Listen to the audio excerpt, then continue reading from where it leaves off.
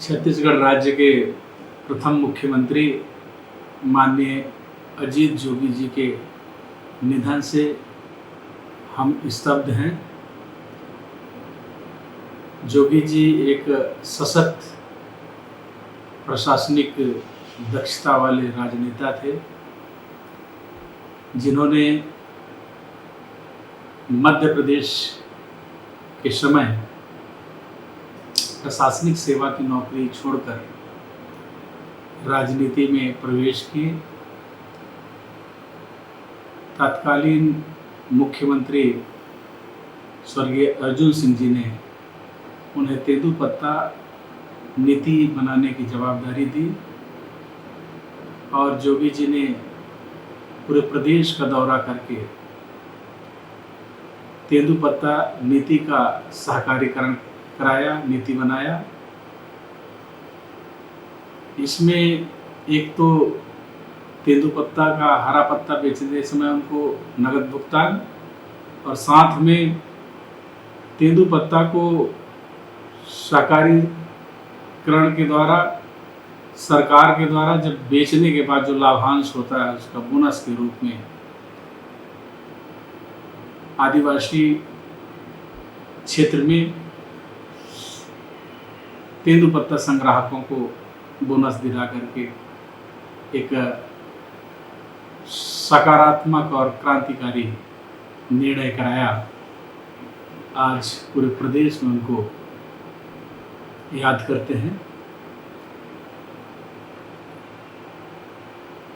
तत्कालीन मध्य प्रदेश में पटवा सरकार के समय कांग्रेस की सत्ता में वापसी के लिए उन्होंने पूरे छत्तीसगढ़ का पदयात्रा किया। पदयात्रा के दौरान सरगुजा जिले के लखनपुर से उनको हमने ज्वाइन किया।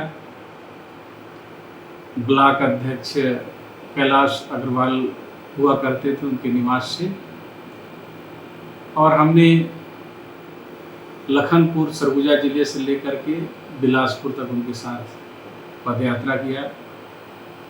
इन 7 दिनों के पदयात्रा में जोगी जी को बहुत करीब से जानने का, समझने का मौका मिला और उसी का प्रेरणा था कि हम राजनीति की तरफ प्रभावित हुए, आकर्षित हुए और राजनीति में आए। काफ़ी लंबे समय तक हम उनके साथ रहे। कई उतार चढ़ाव राजनीतिक दौर में हमने देखा। उन्होंने कभी भी असफलता से भयभीत नहीं होते, हमेशा परिस्थिति को प्रतिकूल होते हुए भी अपने पक्ष में कैसे मोड़ना है उनको बारीकी से मालूम था। आगे चल के छत्तीसगढ़ राज्य के मुख्यमंत्री बने और 2003 में विधानसभा में आने का मौका मिला। हम उनके साथ लंबे समय तक काम किए। वो हमेशा कहा करते थे कि गरीब को न सताइए जाकी मोटी है, मरे हुए चाम से लो भस्म भैया। गरीब को कभी नहीं सताना चाहिए, कभी को गरीब को परेशान नहीं करना चाहिए, हमेशा गरीबों का मदद करना चाहिए। आज भी विभिन्न मौक़ों पे हम उनके इन बातों को अपने स्वभाव में, अपने व्यवहार में उतारने का प्रयास करते हैं। जोगी जी में एक और बात थी कि वो स्पष्टवादिता को ज़्यादा पसंद करते थे। उसी का नतीजा रहा कि राजनीति में गुरु शिष्य का हम लोगों का हमेशा से संबंध रहा, और जब कांग्रेस से अलग हुए उस दौरान मैंने पहले से ही कहा था कि हम कांग्रेस से अलग नहीं होंगे। तमाम राजनीतिक उतार चढ़ाव के बाद भी कभी उन्होंने हमारे ऊपर दबाव नहीं बनाया। उनकी बात हमेशा अपने जहन में याद रहेगी। राजनीति के इस दौर में कई घटनाक्रम ऐसे हुए जिसमें जोगी जी ने तमाम उतार चढ़ाव के बावजूद फिर से सामान्य ट्रैक में आ जाते थे। मुझे याद है कि जब महासमुंद लोकसभा से चुनाव लड़ रहे थे और उनकी सड़क दुर्घटना में गंभीर चोट से स्थिति बहुत ही दयनीय हो गई थी, बहुत ही क्रिटिकल हो गई थी। बावजूद उन्होंने